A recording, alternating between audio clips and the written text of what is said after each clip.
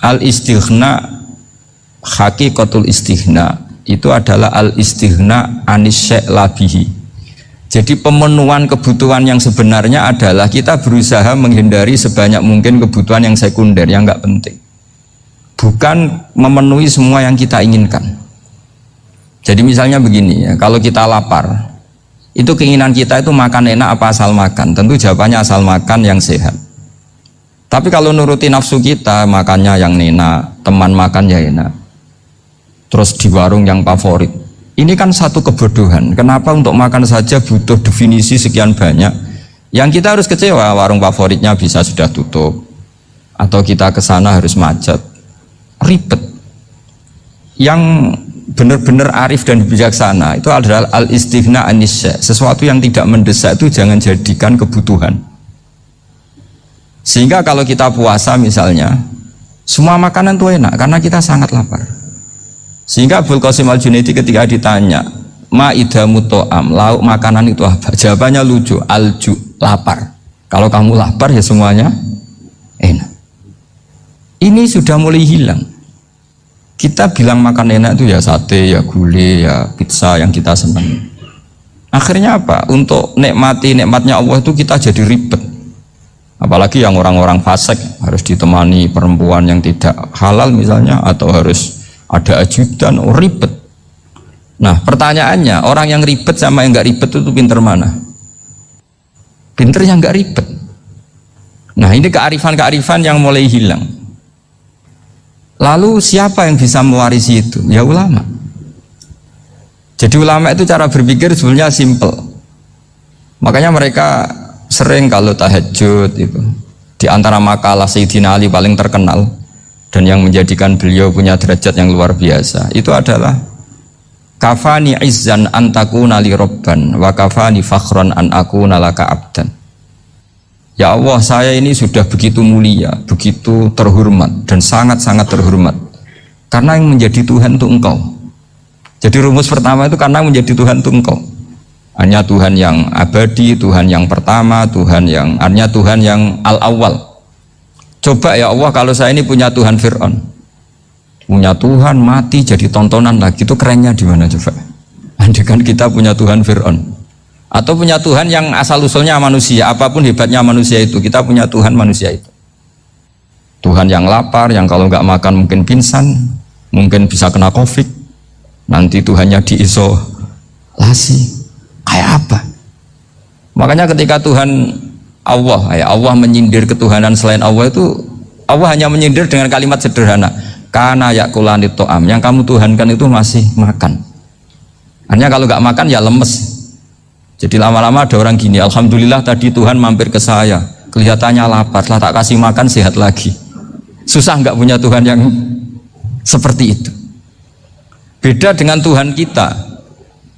Tuhan yang nggak butuh makan, nggak butuh minum, al-qayyum, zat yang berdiri sendiri tanpa butuh yang lain, al-awwal.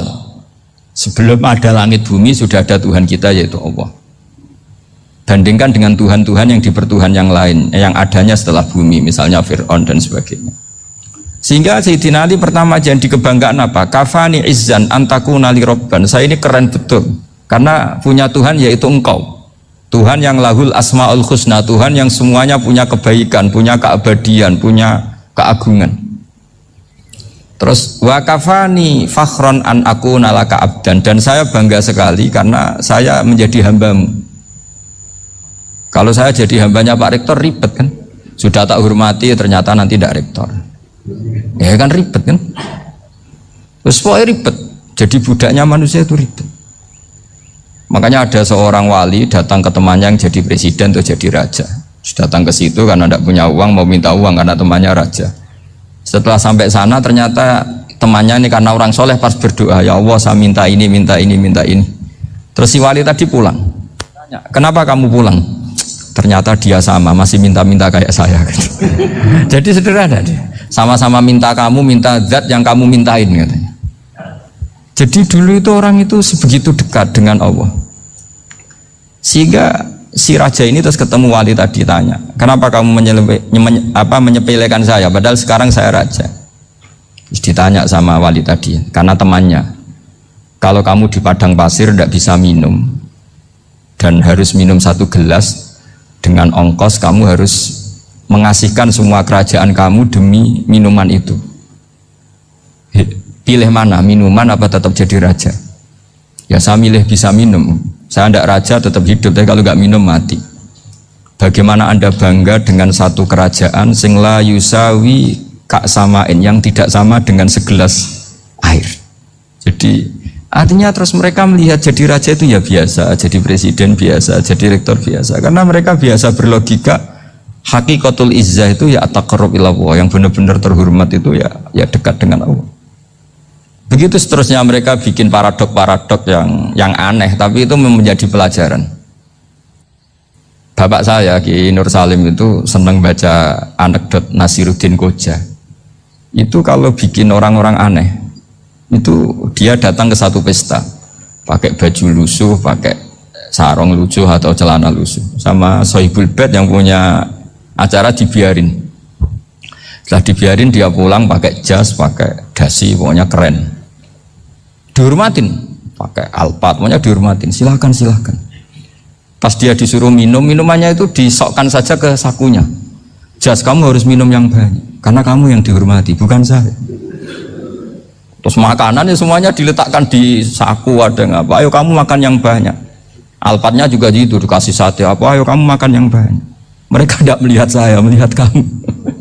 Akhirnya orang satu pesta itu istighfar semua, berarti kita ini salah. Terus dia pidato, kenapa kamu ngomong gitu? Tadi saya datang, orangnya sama, gara-gara beda pakaian penghormatannya beda. Berarti yang berhak dapat makanan ini jasa ya, bukan saya. Betapa naifnya kita sebagai orang, ternyata kita masih hormat sesuatu yang seperti itu, yang atribut lah. Jadi orang-orang sufi itu orang yang bisa menertawakan dunia. Akhirnya ya, pertama dia dianggap orang gila, masa jas dikasih makan, dikasih minum. Tapi secara fikih dia benar, haram dia makan. Karena pas dia datang dibiarin, setelah pakai jas dikasih makan. Berarti hakikat yang dapat rezeki siapa? Jasnya apa orangnya? Jasnya apa orangnya? Jasnya. Jadi itu orang-orang sufi, kearifan orang-orang dulu itu bisa ngelola hal-hal yang keseharian menjadi luar biasa. Ada seorang wali melihat istrinya makan 1 piring, anaknya makan 1 piring, ditanya, kalian kenyang? Wah, kenyang sekali. Melihat anaknya minum kopi 1 cingkir, seneng. Kalian seneng sekali. Wah, kalau seneng dengan hal-hal yang murah bisa, ngapain harus seneng dengan hal-hal yang mewah? Bodoh sekali saya. Sehingga terus mereka bisa qanaah. Qanaah itu ya hidup itu simpel, sederhana. Jadi tentu saya tidak akan ngomong yang muluk-muluk, selain itu tidak bidang saya juga apa ya. Kita ini butuh obat di kondisi Covid seperti ini, butuh kesederhanaan, butuh apa ya? Istihna tadi, kita harus istihna billah an ghairillah. Jadi sudah cukup bahwa Allah ini segalanya. Sehingga tadi saya dengarin himnenya Unisula, yang paling saya kagum adalah dimulai dengan kalimat-kalimat thayyibah. Di antara tugas suci Nabi Ibrahim dan semua nabi adalah wa ja'alaha kalimatam baqiyatan fi aqibi. Nabi Ibrahim itu nabi yang diberi gelar Allah. Dia adalah nabi yang menjadikan kalimat tauhid itu kalimat yang abadi. Fi akibih, di anak turunnya, di semua generasinya, baik anak turun karena gen maupun karena pembinaan, karena pendidikan. Ini penting sekali saya utarakan karena apa? Satu kehidupan itu sebenarnya digerakkan oleh kata-kata, oleh muto kalau bahasa modern. Sehingga banyak ulama mengatakan al-ibarat kutun li'ailatil mustami'in, bahwa redaksi atau moto atau pegangan hidup itu penggerak kehidupan. Sehingga sebetulnya manusia itu digerakkan oleh kalimah-kalimah itu, oleh moto-moto itu, oleh prinsip-prinsip hidup itu. Misalnya orang Palestina itu tiap hari ke pasar gitu. Mereka ke laut gitu. Ditanya, kenapa tidak takut tembak Israel? Jawabannya lucu. Kena tembak ya mati, nggak makan ya mati, nggak kerja ya mati. Ya sudah, sama-sama mati ya, mendingan aktivitas normal. Tapi saya tidak menyarankan itu untuk melawan Covid. Ini cerita saja nanti. Kamu jangan provokator itu, karena ini wilayah sensitif. Jadi banyak orang yang poligami, kalau ditanya alasannya gitu, istri satu ya cerewet, dua ya cerewet, mendingan 4 katanya. Ya banyak ya gitu. Tapi ada yang kebalikan, istri satu cerewet saja hampir jantungan, apalagi 4, tinggal matinya kan gitu. Itu semua yang menggerakkan itu kalimat. Kalimat itu satu pegangan. Banyak orang loh yang nggak ingin jadi rektor tuh banyak loh Pak Bejo. Jangan kira semua dosen ingin jadi rektor. Melihat rektor sibuk rapat, mempertahankan reputasi Unisula, terus sering pegang kepala. Ngapain repot-repot? Jadi tukang sapu aja dapat gaji, ngopi, rokokan, selesai. Bodoh amat jadi rektor, mikir orang banyak. Banyak loh orang yang nggak ingin jadi presiden tuh banyak. Karena ngopi nyaman, nggak ada yang ganggu. Mau tidur sampai jam 9 siang juga nggak ada yang ganggu. Sehingga mereka melihat pegawai negeri itu gak keren, orang kok diatur jam, disiplin. Itu memang cara Allah membagi rahmat. Mau kamu apakan coba? Cara syukurnya dia seperti itu. Bapak saya dulu tuh sering ngajarin saya, diajak jalan-jalan pagi-pagi. Melihat orang ngopi, makan uduk itu bapak seneng. Kok enak jadi wong apa? Ngene esuk-esuk nyemak bocah kesel kabeh kono enak ngopi rokokan. Bapak kadang iri sama orang apa itu iri. Sudah gitu berharap masuk surga kan enak sudah gitu. Tahu-tahu mati, tidak tahu ke surga apa ke neraka ya tidak tahu. Jadi nah, orang dulu itu orang yang bisa mensederhanakan dunia. Sehingga ya sudah cara bahagia. Makanya saya alhamdulillah saya ini kerjasama sama UII sama beberapa kampus. Memang amdan itu sengaja. Kampus itu ya punya sistem yang nggak bisa mewakili sistem kiai. Kiai juga punya sistem yang nggak terwakili oleh kampus juga sebaliknya, saling melengkapi. Saya sering ketemu rektor UII, rektor kampus-kampus Islam. Mereka cerita, Gus pendidikan pondok harusnya dimodernkan gini-gini. Saya bilang, kalau pondok modern kayak kampus itu nanti saya ketemu Allah tidak bisa jawab. Kenapa Gus? Saya beri contoh gini. Kalau misalnya perempuan perawan lah atau apa saja, namanya perempuan, mau tanya tentang menstruasi atau haid. Kalau semuanya sistem kampus, dia harus kuliah dulu, registrasi dulu, kuliah dulu, bayar dulu, dan dapat jawabannya nunggu mata kuliah pas itu. Bandingkan kalau sistem pondok, saya tuh sering ke pasar sama anak saya dicegat sama ibu-ibu, Gus, anak saya ngalami gini-gini, keluar darah terus menerus, nggak 6 hari tapi 1 bulan penuh. Itu hukumnya apa Gus ya? Nanti saya mau sowan ke jenengan. Nggak usah sowan, di sini aja. Ya sudah, sebelum mengeluarkan darah yang rutin seperti itu biasanya haidnya berapa hari? 6 hari, ya sudah ikut yang 6 hari, yang lainnya istighatsah. Ngoten tok Gus, ya udah ya. Begitu terus di masalah udhiyah, Pak. Ya coba kalau semuanya pakai sistem kampus, daftar dulu, bayar dulu. Jadi ini nggak ada jawabannya, nunggu mata kuliah itu baru dapat jawaban. Itu biasa nggak sholat bertahun-tahun karena belum ada jawaban tentang itu. Nah itu kalau misalnya orang mati, tahunya cara apa memulasara jenazah itu nunggu kuliah dulu, pas mata pelajaran itu dulu, baru menangani orang mati. Berarti orang mati itu tergeledak semua. Tapi kalau kiai kan enggak. Kesini orang mati terbakar, kalau dimandiin malah badannya copot-copot, itu gimana hukumnya? Ini ada orang mati Gus Kendat, ini disolati apa enggak? Ada orang mati apa itu oplosan ya kan? Itu disolati enggak? So sering ditanya gitu. Gak usah registrasi Pak Rektor, gak usah registrasi, gak usah daftar, gak usah seminar. Makanya kalau orang kampus wani kiai itu ya kualat tenang gitu, karena ini yang on time ya. Tapi pondok seperti saya ya ikrar seikrar-ikrarnya. Pentingnya kampus karena melatih efisiensi waktu, disiplin, tata kelola manajemen sehingga kita hormat.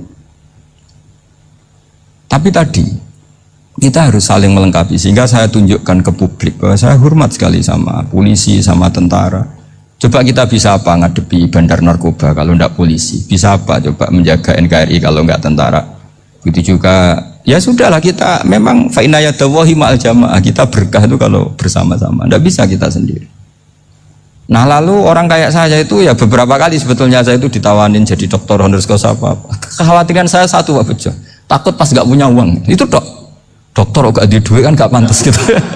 Jadi repot gitu, daripada beban lah sudah lah nggak usah dokter. Jadi kalau nggak punya uang ya pantas, terus kalau ngebis ya pantas. Suatu saat kalau mati nggak ada yang hadir ya pantas, nggak dokter gitu. Kalau sudah dokter kok masuk neraka, dokter kok masuk neraka kayaknya apalagi rektor kampus Islam kok masuk neraka itu kan kok kayak agak pas itu. Misalnya rektor Unisiola ditanya mungkar nakir nggak bisa kan kayak gimana gitu. Makanya harus sering ngaji saya supaya nggak malu di depan mungkar nakir. Masa rektor ditanya mungkar nakir nggak bisa. Harus berani bentak, ini saya rektor loh Pak mungkar nakir. Masa kalau wali-wali dulu berani. Masyhur di cerita wali-wali ditanya marabbuka manabuka. Saya ini guru tauhid. Kok kamu tanya marabbuka manabuka yang ngotok? Kamu tidak pernah ngaji enak aja tanya. Jadi wali-wali itu ya rileks ngadepi mungkin.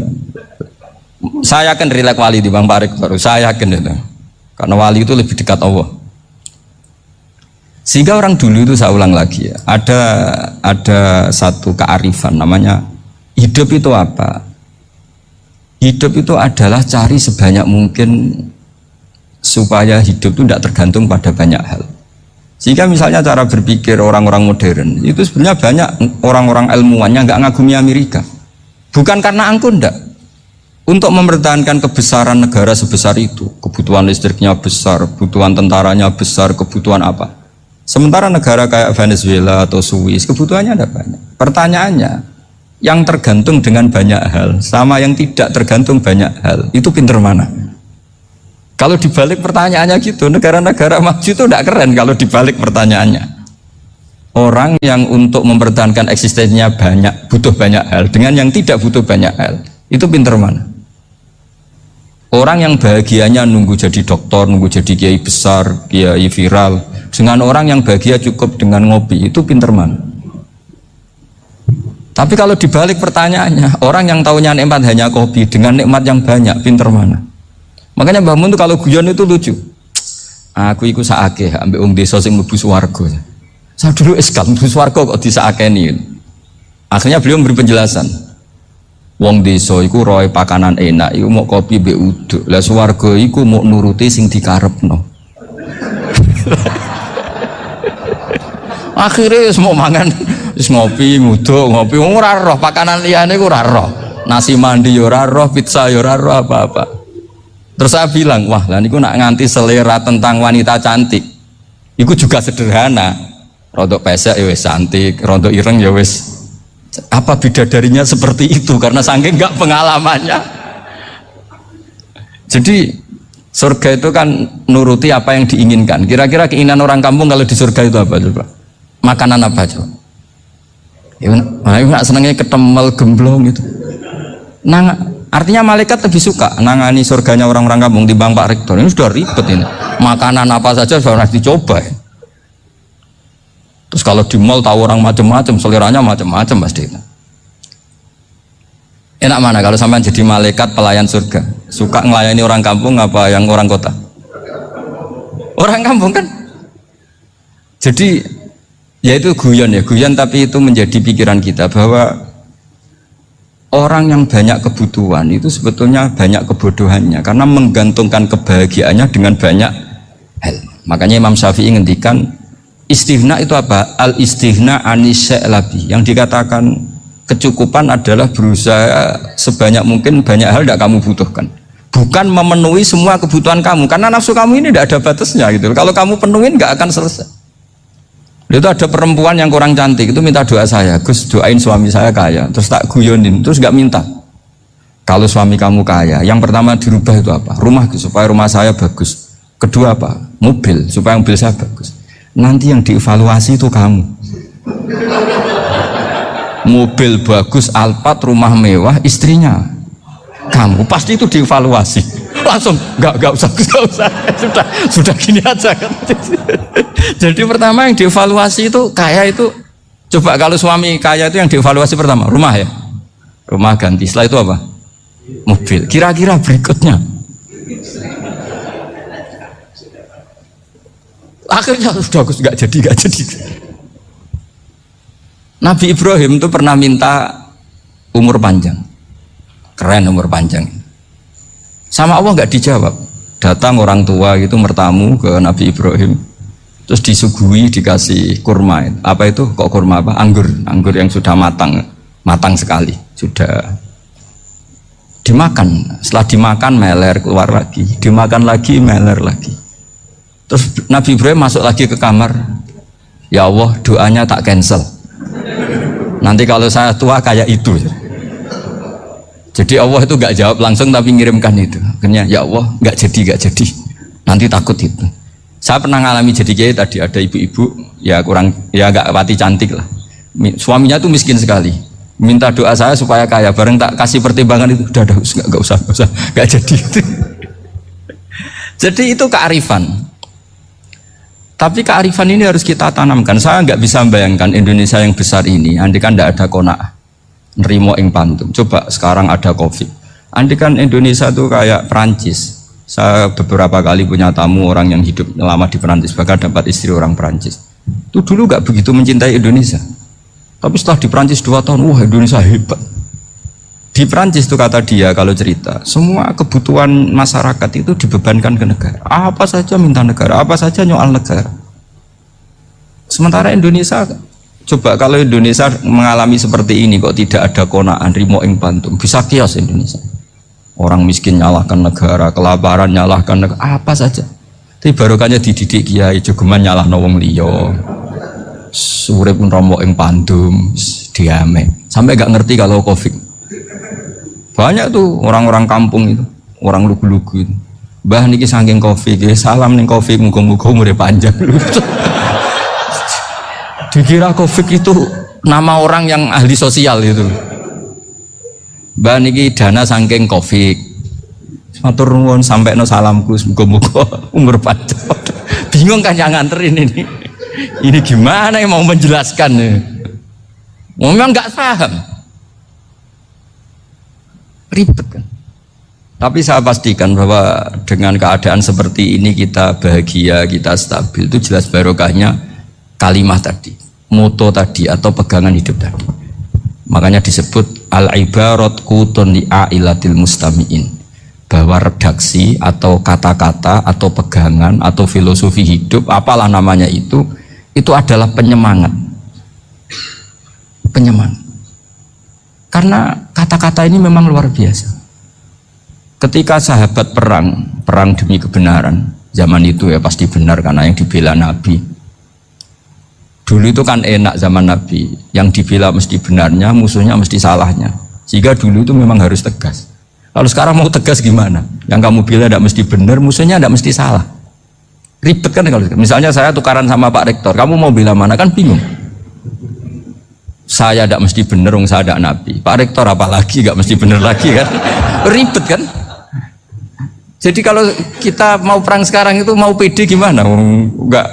Makanya banyak ulama sekarang tuh mau tegas tuh nggak berani karena ya banyak hal yang abu-abu lah wilayahnya. Misalnya pilihan presiden atau pilihan bupati, pilihan menteri. Kamu mati-matian bela itu, yang kamu bela tidak mesti bener, musuh kamu tidak mesti salah. Misalnya pilihan bupati, wah ini kabupaten ini baik kalau bupatinya ini, yang satu bilang ini, terus tim suksesnya kamu tanya, kamu yakin? Ya enggak juga. Lah kenapa semangat? Kan saya botohnya, paling alasannya ya itu aja, bukan yang lain. Beda dengan zaman Nabi, Nabinya mesti benar, Abu Jahalnya mesti salah, kan enak aturan mainnya jelas. Singkat cerita dalam perang itu banyak sahabat yang ngalami luka, ngalami apa gitu. Kemudian curhat ke Nabi, ya Nabi gara-gara derekkan jenengan, ngikuti jenengan saya harus ngalami seperti ini. Ngiranya orang itu diapresiasi sama Allah keluarnya, ternyata sama Allah gak diapresiasi, malah diturunkan ayat intakunu ta'lamuna fa innahum ya'lamuna kama ta'lamun wa tarjuna minallah malah yarjun. Kalau kamu sakit karena perang, orang-orang kafir itu ya sakit, itu saja berani padahal demi kekafiran. Wa tarjuna minallah ma la yarjun, padahal kamu punya nilai lebih yaitu berharap kepada Allah yang mereka tidak punya. Saya jadi kiai itu ya kadang mangkel.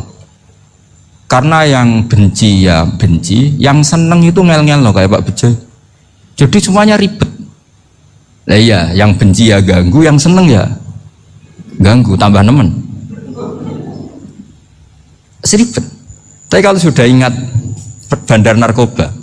Mereka berhadapan dengan polisi, kadang ditembak karena kesalahannya terlalu fatal. Antar persaingan mereka juga bisa tembak-tembakan karena merebut pasar narkoba.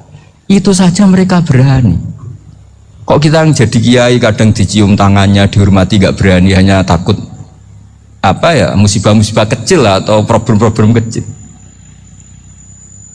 Lah iya, kalau kita bandingannya gitu. Kalau kamu mau tahajud kedinginan, itu masih nanti dihisab Allah itu gitu. Maling ayam itu keluar malam-malam, hanya dapat ayam. Itu gak takut dingin. Ya gak takut digebuki masa. Kamu mau tahajud aja takut dingin. Makanya nanti hisabnya orang soleh itu nanti dijajarkan orang dolim. Terus diperbandingkan. Wah itu habis kamu kalau itu. Jadi misalnya Unisula mau rapat, tapi ini malam, kalau malam dingin nanti sama masuk angin. Anak-anak pang di perapatan aja berani kamu. Kalau sudah perbandingannya gitu tuh ribet kita nanti. Makanya itu kalimat itu moto atau filosofi hidup. Sehingga diulang lagi nasihat itu. Iyam saskum korhun fakodu masal koma korhum mislu. Kalau kamu kena luka, orang-orang yang nggak benar juga akan kena luka. Itu aja berani demi ketidakbenaran. Masa kamu demi kebenaran nggak berani? Akhirnya orang itu, ya itu kalimat, itu heroik.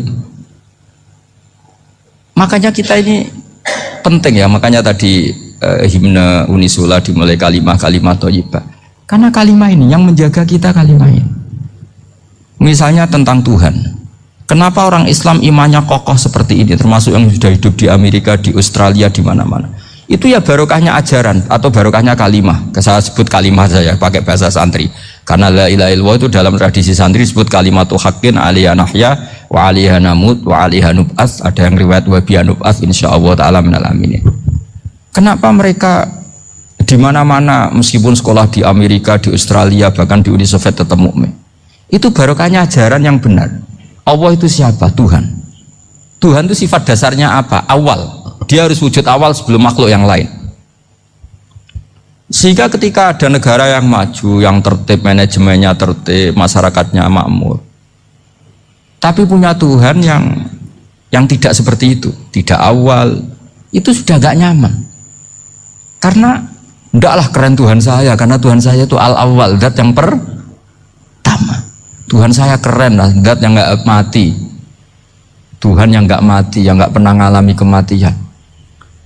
Sehingga tontonan atau yang dilihat kenikmatan-kenikmatan yang lain ini tidak mengubah dia pendirian tentang Tuhan, karena mantapnya satu kalimat tadi bahwa Tuhan itu ya harus satu, harus awal, harus tidak mati, tidak rusak, tidak mengalami apa-apa yang membahayakan. Sehingga ketika ditawarin Tuhan yang lain meskipun menjanjikan secara finansial atau kemakmuran, mereka gak tertarik. Itu coba, itu barokahnya makmur apa barokahnya ajaran? Barokahnya ajaran. Sering negara Islam itu kalah makmur dengan mereka, tapi barokahnya ajaran ini tetap apa? Tetap Islam. Makanya Nabi Ibrahim, Nabi yang sukses bikin waja'alaha kalimatam baqiyatan fi aqibi. Sehingga kita ini bukti sama orang tua misalnya, itu ya karena ajaran. Suwargamu itu karek wong tuamu. Nak wong tuamu ridho, Allah ridho. Nak ora ridho, Allah ora ridho. Ridho wa fi ridhol walidain wa sakhatu wa sukhtu wa fi sakhatil. Sehingga ketika ada orang tua yang agak brengsek gitu, anak-anak tetap hormat. Punya orang tua yang miskin, yang sudah miskin, tukang tombok nomor, banyak kan di kampung gitu, ya tetap hormat. Coba kalau dari awal kita ngajari orang tua kamu hormati ya, kalau baik, kalau tidak usah, bisa geger Indonesia. Tapi barokahnya ajaran-ajaran itu Indonesia tertib karena ada ajaran. Nah ini di sini pesantren dan Unisula semua harus berkontribusi membuat ajaran yang benar. Itu adalah ciri utama Islam. Sehingga Islam ini dimulai dengan ajaran kalimatu haqqin alaiha nahya wa alaiha namut. Sehingga kita tenang seperti ini. Saya ini termasuk kiai yang tenang. Meskipun kata orang banyak saya ini kiai besar, tapi termasuk kiai yang paling tenang. Termasuk yang paling tenang. Karena saya ini pakai mazhab orang-orang hebat. Saya berkali-kali cerita, orang kayak Imam Syafi'i itu orang yang luar biasa. Saya berkali-kali cerita, orang yang tadi nyium tangan kamu ya Imam Syafi'i, di belakang tuh ngerasani kamu, menghujat kamu. Jawabannya enak saja. Berarti saya alhamdulillah orang yang wibawa. Buktinya di depan saya nggak berani. Jadi enteng saja. Diceritain sebagian kampung, sebagian separuh dari warga kamu itu nggak suka kamu. Ya bagus lah nggak suka saya, nggak akan utang duit saya. Di mana-mana orang utang tuh karena teman dekat. Kalau nggak seneng pasti minimal nggak utang, nggak pinjam mobil, nggak pinjam apa. Berkah mana yang seneng sama yang gede? Jadi dianggap enteng saja. Semua yang dialamin dianggap enteng saja. Misalnya punya istri pemarah, ya baguslah marahin suami. Kalau marahin tonggo malah ribet.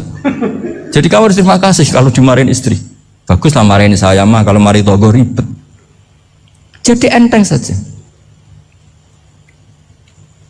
Tapi kita sekarang itu karena nafsu ya, sehingga menghadapi hidup ini ribet. Ulama dulu kalau mau mati itu senengnya bukan main. Sudah lama saya ini ingin gak maksiat. Kayaknya gak maksiat paling efektif itu mati. Ya tidak apa-apa Gusti, kalau sebaiknya mati ya mati aja. Enteng saja. Jadi melihat kematian itu akhir dari segala keburukan atau potensi keburukan. Apapun baik kita sekarang, suatu saat mungkin kita gak baik. Yang bisa menghentikan ketidakbaikan atau potensi ketidakbaikan itu apa coba? Mati kan? Berarti mati itu mengerikan apa menyenangkan? Mesti kamu tidak berani menjawab. Meskipun secara ilmu kamu berani, tapi secara rasa agak berani kan? Saya ulang lagi ya, yang bisa menghentikan keburukan atau potensi keburukan itu apa coba? Apa? Kematian. Berarti kematian itu menyenangkan atau menyusahkan? Apapun kamu tidak berani jawab karena kamu agak-agak duniawi itu kelihatannya. Tapi secara ilmu, kamu tahu kan kalau mati itu tidak buruk-buruk banget. Karena apa? Itu akhir dari segala keburukan. Sehingga Nabi ngajarkan kalimat itu begitu luar biasa. Allahumma ahyini makanatil hayatu khairan li wa tawaffani makanatil wafatu khairan li. Nabi melihat dunia itu begitu indah. Ya Allah, kalau saya ini hidup, anggap saja hidup ini ziyadatan li fi kulli khairin, menjadi modal saya menambah segala kebaikan. Jika suatu saat saya mati, anggap mawon rohatan li min kulli syarrin, itu akhir dari segala keburukan saya. Sehingga mati hidup ya baik karena di situ kita bisa berkontribusi beramal soleh. Mati juga baik karena mengakhiri segala keburukan. Nabi nate ngendikan lagi, ajaban li amril mu'mini inna amrahu kullahu khair. Orang mukmin itu mengagumkan, semuanya baik. In asobathu na'ma syakara fakana khairan lah. Kalau baru dapat nikmat dia syukur, maka itu baik. Wa in asobatu dharra sabara, kalau dapat masalah mereka sabar, itu juga baik. Sehingga orang mukmin dua sisinya pasti baik. Itu juga kalimat, maksudnya moto atau pegangan hidup. Nah berikut ini saya beri contoh, ini kenangan saya, ini contoh terakhir. Masalah jadi orang terkenal maupun tidak. Di sini dicontohkan Imam Ghazali di halaman 367 di kitab saya 367, juznya 3 di kitab Ihya Ulumuddin. Di sini beliau cerita betapa untuk menjaga ikhlas sebaiknya orang itu tidak terkenal, tidak syuhrah, tidak terkenal. Oke, itu kita sepakat ya, karena kalau terkenal mungkin orang dipaksa publik dengan tanda kutip untuk selalu berbuat baik, tapi karena jaim lah, jaga image atau apa. Tapi ketika dibalik pertanyaannya, kamu rela yang terkenal itu orang nggak benar, sementara yang orang benar itu nggak terkenal. Lalu masyarakat tahunya yang tidak benar. Kalau pertanyaannya dibalik gitu, orang baik wajib terkenal enggak? Kalau pertanyaannya dibalik seperti itu. Dokter yang benar tidak terkenal, yang malpraktek terkenal. Kamu ingin kondisi seperti itu? Gak ingin kan? Kampus yang bagus gak terkenal, kampus yang bagus gak terkenal, yang gak bagus. Nah, artinya apa? Gara-gara olah kata, olah pikiran, ini logika jadi rubah. Lagi-lagi apa? Jawaban itu ada di kata-kata sebetulnya. Makanya bab-bab seperti ini tidak usahlah kita berdebat, berpolemik, sebaiknya orang itu humul, menutup diri, apa sebaiknya orang terkenal, itu nggak perlu seperti itu. Sudah terserah Tuhan saja. Makanya saya mulai dulu ngaji sampai sekarang itu ya tidak punya punya ikon tertentu atau punya website tertentu, enggak. Sudah terserah pangeran, sudah. Saya juga tidak sok suci materialistik atau enggak, ya tidak mikir saya. Bukan apa-apa ya, karena saya ini saya ini kiai, jadi biasa urusannya sama Allah, tidak sama makhluk, jadi pusing kalau sama sarah-sarahnya makhluk itu pusing. Meskipun rektor kalau nasihati saya pasti tidak saya terima, itu tetap makhluk, itu sudah ada ngefek kalau saya itu sudah ada itu. Bukan karena saya sombong, ya memang makhluk betul gitu, bukan cuma nasibnya bejo aja, tapi makhluk tetap makhluk. Saya beri contoh ya, ini makalah yang ditulis Imam Ghazali.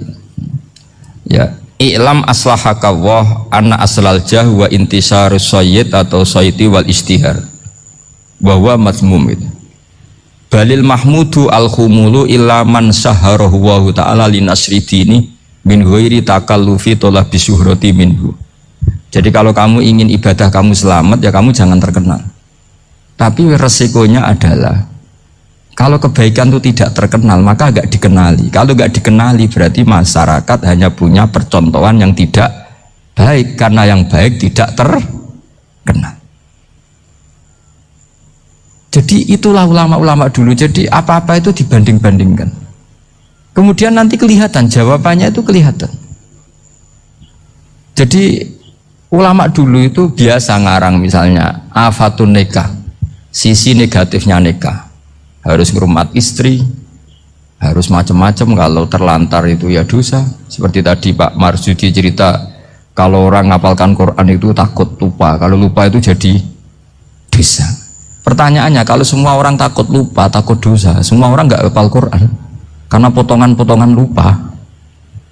Cara berpikir tidak seperti itu. Kalau berpikir ya namanya hafalan, ya inginnya hafal, kan nggak ingin lupa. Lah nanti kalau takdirnya lupa karena hal-hal yang dimaklumi oleh syariat itu enggak yang termasuk dosa. Yang dosa itu lupa takliwiri udhrin syar'iyyan, lupa yang tidak ada sebab yang apa? Syar'i. Tapi lupa bawaan EQ-nya tidak bagus. Lupa bawaan sering dibentak. Oh itu enggak masalah karena bawaannya orang tertekan itu ya lupa. Coba kamu hafal Quran, terus punya kredit jatuh tempo, pas hari itu aku yakin enggak cerdas sudah. Itu bawaannya orang tertekan itu pasti lupa. Jadi ya saya teruskan ya. Jadi terus ada makalah yang sangat bagus sekali tentang itu. Saya baca ya. Wa yadullu ala dzalika anna Allah azza wa jalla amaral anbiya'a bi idharil amali lil iktida wa khassahum bi mansibin nubuwah. Wala yajuzu ayyudhanna bihim annahum khurrimu afdhalal amalen. Jadi orang yang terlalu mendewa-dewakan khumul itu menutup diri. Oke, itu baik, karena dengan khumul, dengan menutup diri Anda tidak riya, Anda tidak pamer. Tapi kata Imam Ghazali, kamu juga harus ingat, di antara syaratnya Nabi itu harus mengumumkan kalau beliau itu seorang Nabi. Harus memaklumatkan kalau beliau seorang Nabi, supaya bisa diikuti. Caranya sholat harus diumumkan, sehingga Nabi itu mengatakan harus jamaah. Karena dengan cara jamaah itu bisa shollu kama ra'aitumuni usolli. Coba kalau Nabi sholatnya nggak diperlihatkan, kamu harus sholat yang benar. Caranya gimana ya Rasulullah? Itu rahasia. Bingung nggak kira-kira? Bingung nggak? Ya misalnya amal rahasia selalu lebih baik. Terus ada pertanyaan, Nabi ngendikan kamu sholat yang benar. Caranya gimana Nabi? Ya itu rahasia. Terus gimana coba? Tapi Nabi ngendikan apa? Shollu kama ra'aitumuni usolli. Ya sudah, kamu sholat, niru saya sholat. Berarti Nabi sholatnya diperlihatkan apa disembunyikan? Diperlihatkan. Jadi begitu juga saya berkali-kali bilang, orang tahu kalau itu bidan ya berdasar tulisan itu bidan. Tahu kalau itu dokter gigi ya itu dokter gigi. Jangan sampai gara-gara tidak ada tulisan mau beli alat bangunan di dokter gigi, mau periksa gigi di toko bangunan. Gara-gara apa? Nggak ada maklumat. Nah, di sini ulama-ulama selalu memaklumatkan dirinya, termasuk Imam Ghazali ketika ngarang kitab dinamai Ihya Ulumuddin, bahwa kitab ini bisa menghidupkan ilmu-ilmu agama yang mulai hilang. Begitu seterusnya. Jadi ini ngaji ya, jadi orang itu harus ngerti, jadi jangan nuruti emosi sendiri atau logika sendiri bahwa saya suka humul, ya monggo, agama Islam menyediakan sarana itu. Uzlah itu ya punya sisi kebaikannya sendiri. Tapi syuhrah terkenal asal tidak nuruti nafsu juga punya sisi kebaikannya sendiri. Setidaknya umat ini punya satu master kebaikan yang mudah diakses. Tapi tadi saya ulang lagi, jangan karena hadun nafsi, jangan karena kepentingan pribadi. Makanya di sini disebutkan wa yadullu ala dzalika ay ala syuhrah anna wa ta'ala amarul anbiya bi idharil amal lil iktida. Allah selalu memerintahkan para nabi kalau ngamal kebaikan ya harus dimunculkan supaya bisa ditiru. Yaitu tadi kita tidak bisa bayangkan kan kalau misalnya Nabi menyuruh kamu harus sholat yang benar, kemudian sholatnya Nabi sembunyi. Kalau ditanya, Nabi saya niru siapa? Wah itu rahasia, kamu nggak boleh lihat sholat saya, saat takut tidak ikhlas. Ribet kan? Sehingga jamaah itu statusnya tetap harus. Nah bedanya harus ini ulama berpendapat harus yang apa? Fardu kifayah, tapi fardu itu maknanya harus. Tapi bukan berarti kalau nggak jamaah sholatnya nggak sah, nggak. Tetap tapi statusnya jamaah tetap apa? Harus.